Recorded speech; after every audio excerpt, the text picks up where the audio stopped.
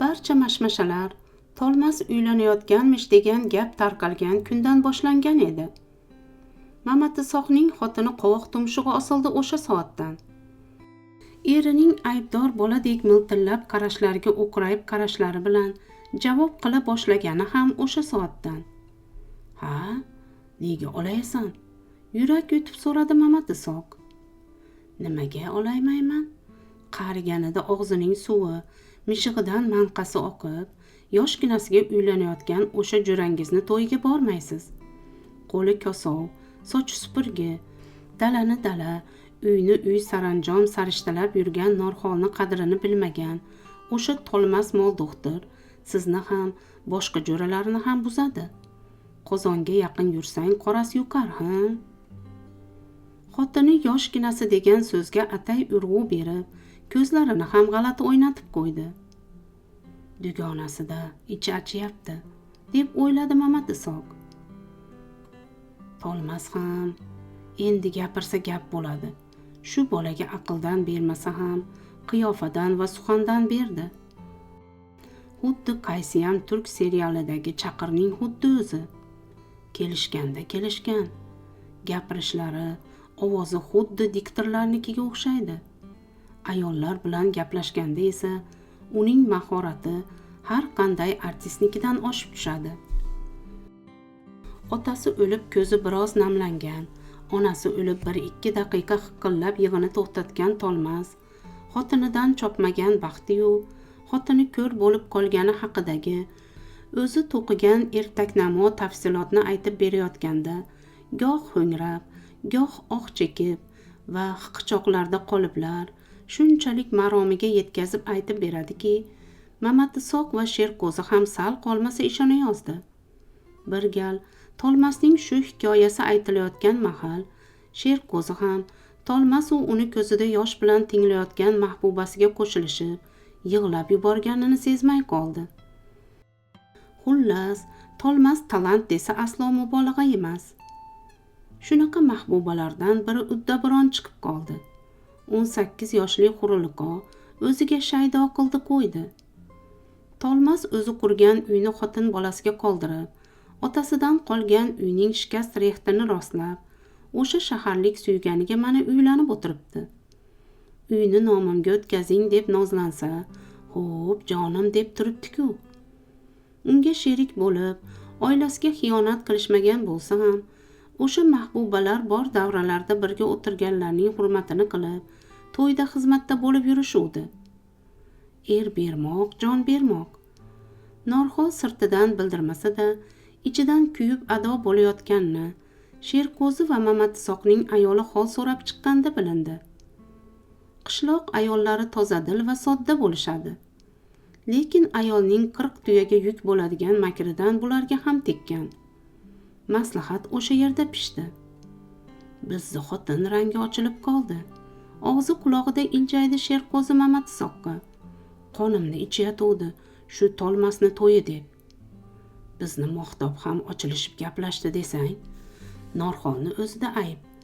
Erga e'tibor kerak, mehr kerak deb nutqcha ham so'zlab qo'ydi.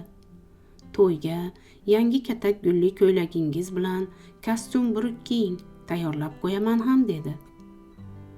Baribir o'zimizni xotinlar yaxshi. Tolmas qilgani yaxshi emas jo'ra, yorildi Sherko'zi.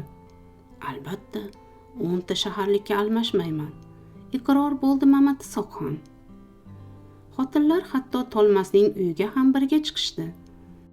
Norxolnikida shaharlik kelin dugonalardan qolishmaslik uchun sochlariga shirin choy surib, qoshiq dastasini qizdirib o'rab jingalak qilishdi. Uchovlarining pardoz anjomlaridan bitta lab bo'yoq, upa, moy upa va kiprik bo'yagich topildi albatta. Boshlarida mingsim durra o'rab, yuzlarida o'sha kelinlik davrlari nafosat va nazokati qaytib kelganday, xotinlarining sochlarini yalmog'izday yoyib, yuz ko'zlariga betartib bo'yoq chaplagan shaharliklar oldida go'zalroq bo'lib turganini ko'rib, Mamatisoq ham, Sherko'zi ham mamnun iljayib, bir-birlariga ma'noli qarab qo'yishdi. Mamatisoq hatto rashk qilib, bir qoshini tepaga ko'tarib, jiddiy qarash bilan tanbeh ham berib qo'ydi. Namuncha lablaringni qizartirib olib, Kechga yaqin to'yda kuyov jo'ralikka tayyorgarlik ko'rayotgan Mamatisoqqa xotini ma'yus tikilib so'radi. Siz ham meni tashlab, shunaqa shaharlik satanga uylansangiz men nima qilaman? Men seni hech kimga almashtirmayman, onasi. Chin so'zingizmi? Chin so'zim, yigit so'zim. Ko'kragini kerib dadil javob bergan Mamatisoqning bo'yniga xotini osilib yig'lab ham oldi. Nikoh kechamizda chimildiqda sutga shakar qo'shib ichirishuvdi. Sutday oppoq baxt va vafodor bo'lsin deb. Hozir xuddi shunday sut ichib va'da bersangiz borasiz to'yga. Qasam demayman. Va'da bersangiz bo'ldi. Bo'lmasa bormaysiz. Keltir. Va'da ekan-ku, qasam ham ichaman kerak bo'lsa. Mamatisoq o'zini mardlardan-da mard his qildi shu topda. Bir kosa sutni olt-qo'lt yutib, labidagi sut yuqini ayolining labiga yuqtirib, va'da bilan qasamni qo'shib turib berdi. Sendan boshqani desam til tortmay o'lay. Xuddi shu sahna Sherko'zi Mamatisoqning uyidan chiqib uyiga kirganda bo'ldi. Ostonadan xatlashi bilan qorni burab og'riy boshlagan Mamatisoq Sherko'ziga men hozir degancha ortiga burildi. 2-3 do'stining darvozasiga kelib, kirolmay, ortiga qayta oxiri uyiga kirib yotib oldi. To'yga bora olmayman shekilli xotin. Tolmas xafa bo'ladigan bo'ldi-da, dedi qornini ushlab xotiniga. Xotini qoshini chimirib g'alatilab burib qo'ydi. Tobora og'riq zo'rayib, chamasi 20 marta zir yugurgan Mamatisoq eshik tastasini changallab xotinidan so'radi. Nima beruvding menga sut deb? Holim qolmadi-ku. Zahar, endi o'lasiz.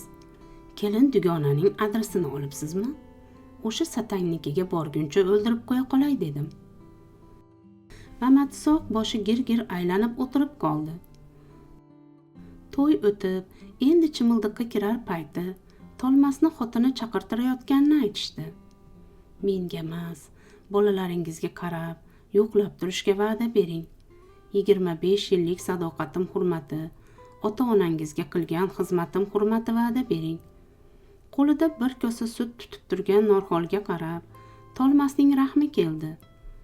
Norxol, men kirib turaman xotin, va'da beraman. To'yimiz kechasi chimildiqda sut ichirib, ahd paymon qildirishuvdi. Mana, sut ichib va'da bering. Kosaning chetini ham yalab Tolmas va'da berdi. Va'da beraman xotin. Sherko'zi va Mamatisoq kasalxonada yotgan payti Tolmas chimildiqqa kirdi. Burab og'riyotgan qornining og'rig'iga zo'rg'a chidab, tishini tishiga bosib, jiqqa terga botib bir alfozda o'tirardi. Ko'ziga o'sha 18 yoshli xotini ham ko'rinmay borardi. Mullaning so'zlari uzoqdan eshitilayotganday tuyulardi. Falonchi qizini siz tan mahramlikka qabul qildingizmi? Sukut. Kelin tomon o'zi topib kelgan mulla savolni 3 marta takrorladi hamki Tolmas jim. Mulla yana so'zini takrorlayotganda, Tolmas yana 1 daqiqa tursa, butun qishloq tugul shaharga sharmanda bo'lish tayinligini sezgach, bu gapdan so'ng o'z holatini tasavvur qilib, o'rnidan turib baqirib yubordi. Yo'q. Eshikdan otilib chiqib, bog' burchagidagi badrafxona tomon yugurib ketgan Tolmasning ortidan yangi kelinchak chiyillagancha baqirib qoldi. Begim. Xuddi shu topda Mamatisoq va Sherko'zining xotini Norxolnikida palovxo'rlik qilishardi. Aptekachiga Sanoyi Makka va ich surgich dorini pulini ertaga yetkazay. Esimga soling egachi, dedi Norxol palovning go'shtini maydalab. Ha, aytgancha, yangi kelinning bu shu yilda 4-to'yi ekanligi fosh bo'lgach, Tolmas bo'xchasini ko'tarib keldi. Keldingizmi, kiring.